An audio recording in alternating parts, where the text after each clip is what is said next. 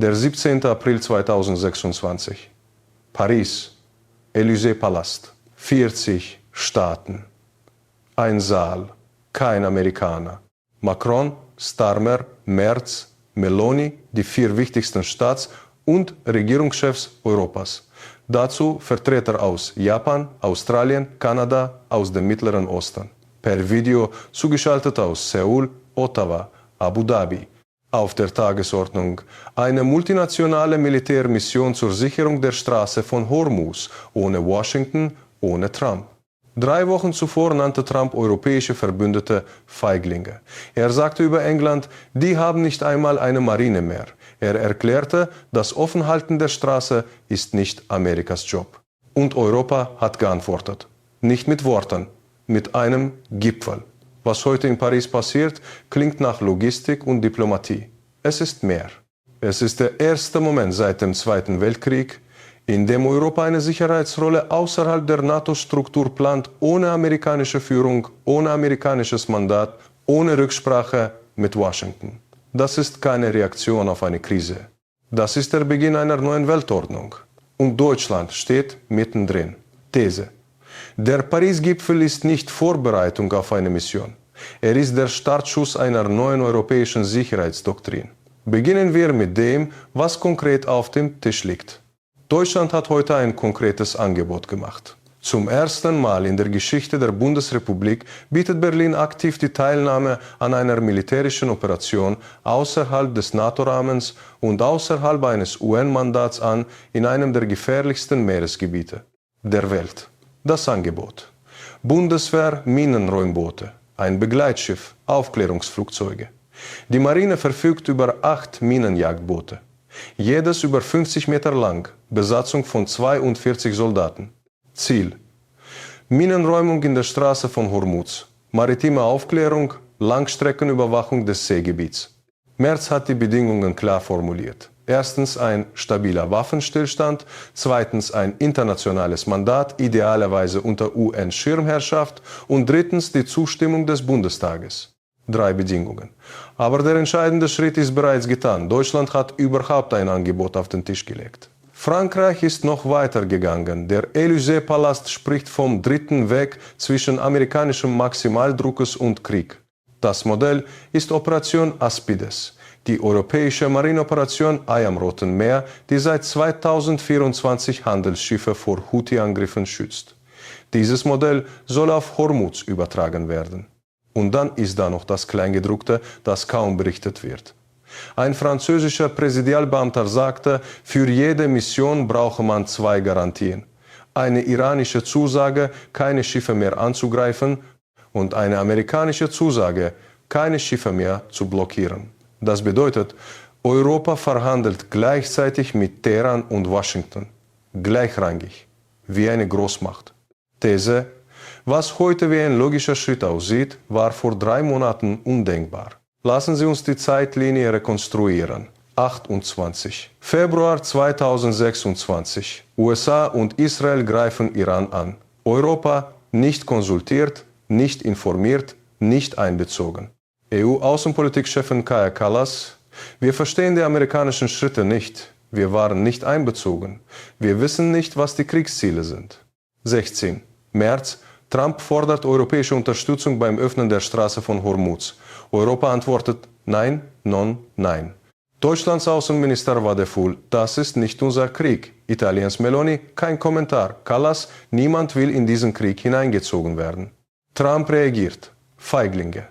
Er droht, US-Stützpunkte aus unkooperativen NATO-Ländern abzuziehen. Er nennt das Bündnis nutzlos. Er sagt über Briten: Ihr habt nicht einmal eine Marine. Und dann beginnt die Verschiebung.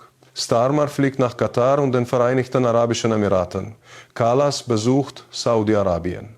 Merz telefoniert mit Trump und sagt, Deutschland ist bereit, nach einem Waffenstillstand zu helfen, aber mit einem klaren Mandat. Die Foreign Policy kommentiert trocken. Merz, historisch der stärkste Blocker europäischer Verteidigungsautonomie, hat seinen Kurs vollständig umgekehrt. Und CNN formuliert den Kern, Trump hat es zerbrochen. Aber nun sagt er zu Europa, das ist euer Problem. Richard Haas, ehemaliger Präsident des Council on Foreign Relations, nennt das eine Inversion der Patrie-Band-Regel. Du zerbrichst es, du kaufst es. Trump sagt, wir haben es zerbrochen, ihr kauft es. Was Sie jetzt gleich erfahren werden, haben bisher nur wenige in diesem historischen Kontext analysiert. These: Deutschland steht vor einer strategischen Entscheidung, die seine Rolle in Europa für Jahrzehnte definiert. Merz hat heute Geschichte geschrieben, aber er weiß nicht ganz, welche Art von Geschichte. 3 Ebenen. Jede Auslandsentsendung der Bundeswehr braucht Bundestagzustimmung. Das Grundgesetz wurde 1994 durch ein Bundesverfassungsgerichtsurteil interpretiert, ja zu Mehrparteienmissionen, aber mit parlamentarischem Mandat. Nein zu Koalitionen der Willigen ohne klare rechtliche Basis. Eine Hormuz-Mission ohne UN-Mandat wäre juristisch hochriskant. Merz weiß das. Deshalb betont er das UN-Mandat als Bedingung. Aber ein UN-Sicherheitsratmandat ist schwer zu bekommen. China und Russland sitzen dort mit Vetorecht. Und beide haben Interesse daran, die Situation so zu belassen, wie sie ist. Das Ergebnis: Merz bietet militärische Beteiligung an, aber die Bedingungen sind so konstruiert, dass sie kaum erfüllbar sind. Ist das Aufrichtigkeit oder Taktik? Washington ist offiziell nicht Teil des Paris-Gipfels. Trump hat den Gipfel nicht kommentiert, aber US-Basis Rammstein läuft weiter. US-Truppen bleiben in Deutschland. Und Trump weiß, wenn Europa eine funktionierende Hormuz-Mission aufbaut, ohne ihn wird die strategische Abhängigkeit Europas von Amerika geringer. Das ist genau das, was Trump rhetorisch fordert, strategisch aber fürchtet. Die Financial Times hat es treffend formuliert. Europa demonstriert heute die Fähigkeit zu unabhängigem Handeln und tut das ausgerechnet in einem Moment, in dem Washingtons Verlässlichkeit historisch niedrig ist. Das ist das eigentliche Ergebnis des Paris-Gipfels. Nicht die Minenräumboote, nicht die Aufklärungsflugzeuge, sondern das Signal, Europa kann, wenn es will. Hapag-Lloyd in Hamburg, Europas größte Reederei, überwacht seit Wochen die Lage in Hormuz auf riesigen Monitoren. Tanker, die festliegen, Lieferketten, die reißen. Die 17 Cent Mineralölsteuersenkung von März, Pflaster auf einer Wunde, die noch geöffnet ist. Wenn eine europäische Mission die Straße tatsächlich sichert, fallen Benzinpreise in Deutschland. EZB muss Inflationsprognosen nicht weiter anheben. Wirtschaftswachstum von 0, 6% rettet sich vielleicht ins positive Territorium.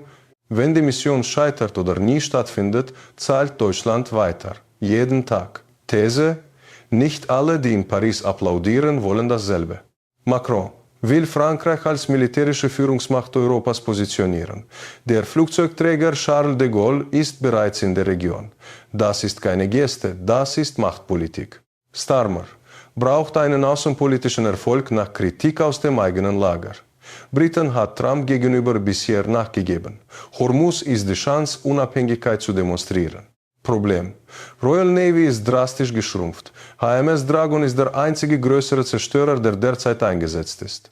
Merz muss zeigen, dass Deutschland nicht nur Schecks ausstellt, sondern auch strategisch handelt. Aber er muss die Verfassung respektieren, den Bundestag überzeugen und Trump nicht provozieren. 3 schwer vereinbare Aufgaben. Iran beobachtet. Eine europäische Mission, die unabhängig von Washington operiert, wäre für Teheran strategisch interessant. Sie bricht die westliche Einheitsfront. Aber eine Mission, die tatsächlich iranische Sperrmaßnahmen neutralisiert, ist eine Bedrohung.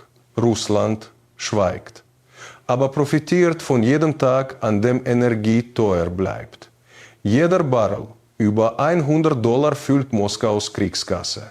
Von Dresden bis Düsseldorf. Benzinpreise. Deutschland zahlt seit Wochen über 2 Euro pro Liter. März-Steuersenkung läuft 2 Monate. Was dann? Wenn Hormuz nicht geöffnet wird, kommen die alten Preise zurück mit voller Wucht. Hapag-Lloyd, Deutschlands größte Reederei und einer der weltgrößten Containerkonzerne, hat seit Februar keine normalen Routen durch die Straße mehr. Das Unternehmen ist in Frankfurt börsennotiert. Sein Aktienkurs reagiert direkt auf jede Entwicklung in der Straße. BASF, ThyssenKrupp, Siemens, alle abhängig von Energieinputpreisen. Die EZB hat Inflation 2026 auf 2,6% nach oben korrigiert. Jede Woche Hormuz-Schließung kostet die Eurozone hunderte Millionen Euro. Ein Erfolg des Paris-Gipfels ist für Deutschlands Wirtschaft buchstäblich in Euro messbar. Waffenstillstand zwischen USA und Iran wird verlängert. UN-Mandat wird erreicht. Europäische Minenjäger beginnen Mitte Mai mit der Räumung. Hürmüz öffnet schrittweise für kommerzielle Schifffahrt. Für Deutschland, Benzinpreise fallen bis Sommer auf 1,70 €. Inflation sinkt, DAX erholt sich. Merz wird zum Architekten einer neuen europäischen Sicherheitsarchitektur. UN-Mandat scheitert an chinesischem oder russischem Veto. Ateşkes bricht zusammen. Europäische Schiffe kommen nicht zum Einsatz. Paris-Gipfel war Symbolpolitik. Für Deutschland, Energiekrise setzt sich fort. Wachstum fällt auf Null. Koalition unter Druck. Merz Versprechen unerfüllt. Europäische Schiffe geraten in iranisches Feuer oder in US-Blockadekonflikt. Artikel 5 wird nicht aktiviert, aber europäische Soldaten kommen in Gefahr. Trump nutzt das als Beweis, dass Verbündete versagt haben. Für Deutschland Verfassungskrise, Bundestag-Abstimmung, innenpolitische Spaltung, der teuerste außenpolitische Fehler seit Jahrzehnten. Die Frage ist nicht, ob Europa handeln kann, sondern ob die Bedingungen je eintreten werden. 40 Länder. Kein Amerika. Das ist keine Botschaft an Teheran, das ist eine Botschaft an Washington. Macron hat in Paris den Begriff geprägt, dritter Weg. Weder amerikanischer Maximalismus noch europäische Passivität. Ein eigener Weg. Ob dieser Weg wirklich begangen wird, das entscheiden nicht Macron und Starmer allein. Das entscheidet der Bundestag in Berlin. Das entscheidet Merz in seiner eigenen Koalition. Das entscheidet letztlich das Verfassungsgericht. Aber der erste Schritt ist heute in Paris getan worden. Und Deutschland war dabei. Was ist Ihre Meinung? Sollte Deutschland Minenräumboote in die Straße von Hormuz schicken? Schreiben Sie es in die Kommentare. Auf Ihrem Bildschirm sehen Sie jetzt 2 weitere Tiefenanalysen. Klicken Sie jetzt. Abonnieren Sie Deutschland spricht. Bleiben Sie wachsam. Fakten zuerst. Analyse danach. Das ist Deutschland spricht.